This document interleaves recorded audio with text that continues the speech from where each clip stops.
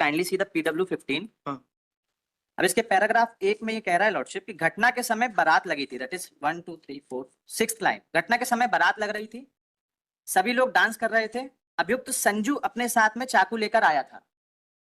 मैंने संजू से कहा कि भाई चाकू रख ले, चाकू क्यों लेकर आया है? फिर अभियुक्त संजू ने चाकू अपनी जेब में रख लिया। फिर उसकी थोड़ी देर ओम प्रकाश से चिक चिक हो गई। फिर हम लोगों ने झगड़ा शांत करा दिया। फिर उनकी दोबारा से किस बात पर चिक चिक हो गई तो अभियुक्त संजू ने चाकू निकालकर ओम प्रकाश को मारा था।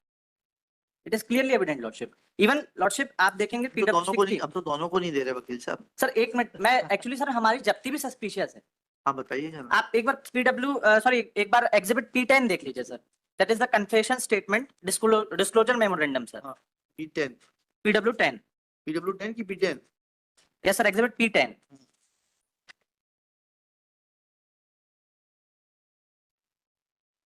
सर इसकी 6th लाइन, लास्ट 6 लाइन में हमारा डिस्क्लोजर स्टेटमेंट, दैट इज मेरे पास लोहे की छुरी थी जिसे मैंने कई बार ओम प्रकाश पर किए, जिसके वह लोहे की छुरी मैंने अपनी लाल शर्ट पैंट दिनांक को पहने था, उसे उतारकर उसमें छुरी लपेटकर अपने मकान के पीछे मकान के पीछे पहाड़ से लगा हुआ पत्थर के नीचे दफनाकर रख दी।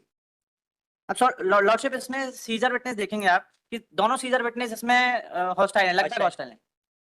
चलिए लगभग और हॉस्टाइल होने में फर्क है ना वकील साहब। लॉर्डशिप एक बार इसमें सीजर मेमोरेंडम और देख लीजिए। हाँ, उसमें लाल शर्ट का कोई उल्लेख नहीं किया गया कि लाल शर्ट के नीचे दबी हुई थी। और उसमें हमने ये भी बताया सर डिस्क्लोजर में कि वो लाल शर्ट हम उस दौरान पहने थे कमीशन ऑफ एक्ट में, उसमें रक्त का धब्बा था, उसका भी कोई उल्लेख नहीं है सर सीजर में। सर वो सीजर है एग्जिबिट P14 देखिए। Sorry P13 sir. P13 में क्या लिखा है सर? इसमें ये लिखा हुआ है कि छुरी को अपनी पैंट शर्ट में लपेटकर अपने मकान के पीछे लगे हुए पहाड़ से लगी पीछे की दीवार के पास पत्थर के नीचे पैंट शर्ट पर छुरी को छिपाकर रखे। पैंट शर्ट व छुरी को मौके पर अपनी करार बताए अनुसार वजह सबूत समक्ष पंचांग विधिवत जब्त कर फुटेज पुलिस लेकर सफेद कपड़ा से प्रत्येक पैक कर कपड़े से सील बंद किया गया। लॉर्डशिप लाल शर्ट का कोई उल्लेख ही नहीं है इसमें। इवन लॉर्डशिप उसका डायमेंशन भी उल्लेखित नहीं किया गया। उस चाकू का ना कोई रफ स्केच बनाया है लॉर्डशिप। ठीक है। आप उसी संदर्भ में लॉर्डशिप आईओ की इन्वेस्टिगेशन भी नहीं है इस केस में। चलिए इसमें इन ल्यू ऑफ आईओ थाना प्रभारी महोदय की विटनेस टेस्टिमनी है सर, जो कि PW23 में है। आप वो एक बार देख लें सर जी।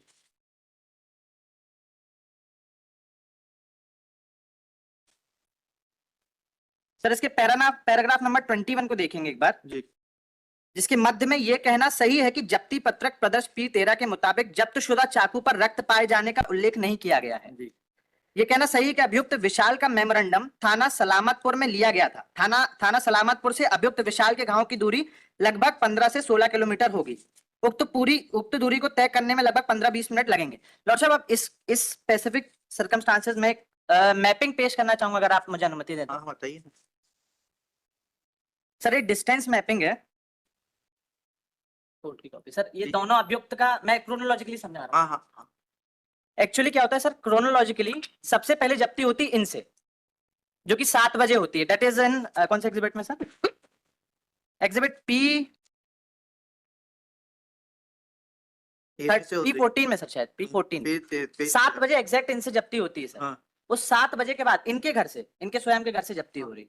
उसके 7 बजे के बाद सर 7:45 पे हमसे जब्ती होती है। और उसका ड्यूरेशन 45 मिनट का है, मतलब सर ड्यूरेशन में हमसे जब्ती बन रही है। उस 45 मिनट में सर इन्वेस्टिगेशन अथॉरिटी 32 किलोमीटर ग्राम 2 ग्रामों की सड़क को जोड़ रही है, उसको कवर कर रही है। अब तो प्रधानमंत्री ग्रामीण सड़क योजना के तहत जो सड़क बन रही है वो हाईवे से बेहतर बन रही है। हम लोग भी कई बार हाईवे छोड़ के उस सड़क सर उसके एक बार सर वो मैपिंग को एक बार देख लीजिए, 3rd पेज में देख लीजिए। उसी 3rd पेज को ही तो देख रहे हैं। उसमें 55 मिनट्स ऑन एन एवरेज बताया सर फास्ट। याहू ट्रैफिक के उस टाइम पे बताता है जिस टाइम पे वो ड्रॉ किया जाता है। गूगल जो है सर, जैसे अभी आप कोर्ट से आपके घर जाने की दूरी निकालेंगे तो उतना ट्रैफिक नहीं मिलेगा, और आप 40 मिनट बाद 4:35 में निकालेंगे तो आपके घर की दूरी का समय बढ़ जाएगा, क्योंकि 4:35 पे यहाँ से काफी सारे लोग अपने अपने निवास स्थान की ओर प्रस्थान करेंगे सर। ठीक है ना? तो इसलिए सर, ये आपने अच्छे आर्ग्यूमेंट किया। आपका शुभ नाम क्या है? सर सृजन नारंग। सजन नारंग साहब, आपने अच्छा आर्ग्यूमेंट किया है। सर एक चीज और प्रेशर करना दो चीज और बताइए। सर, एक बार PW16 और देख लें सर बस। PW16, यस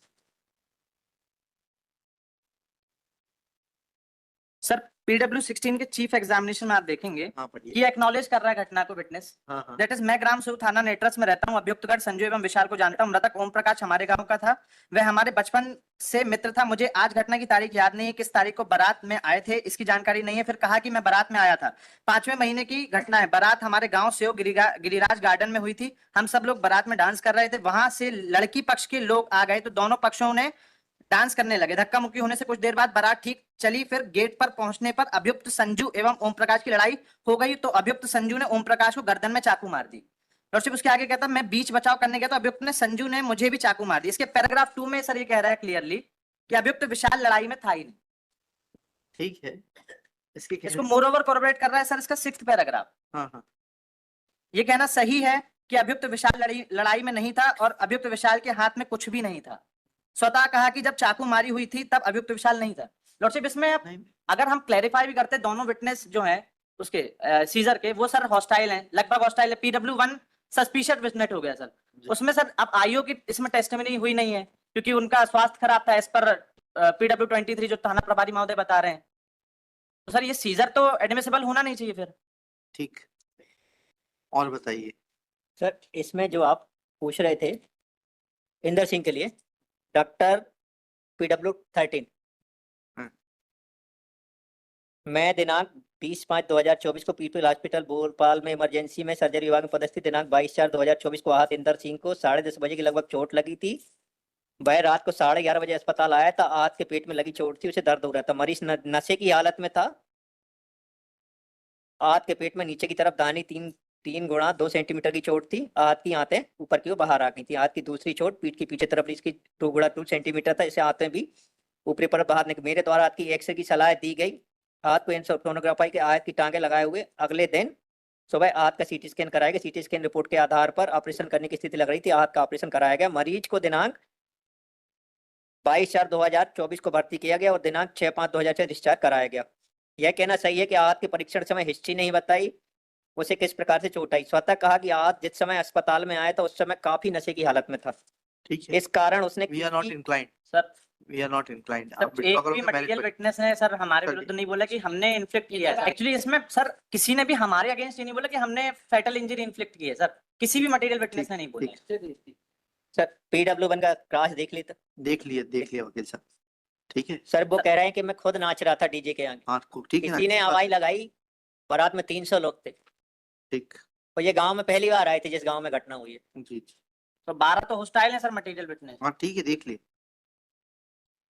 श्री सृजन नारंग। यस सृजन सृजन सर ऐसा Srijan Narang for the appellant Sanju Vishal Airwar yes sir और Shri Subodh Tamrakar for Sanju Airwar after arguing at length and unable to convince praise for withdrawal of the IA.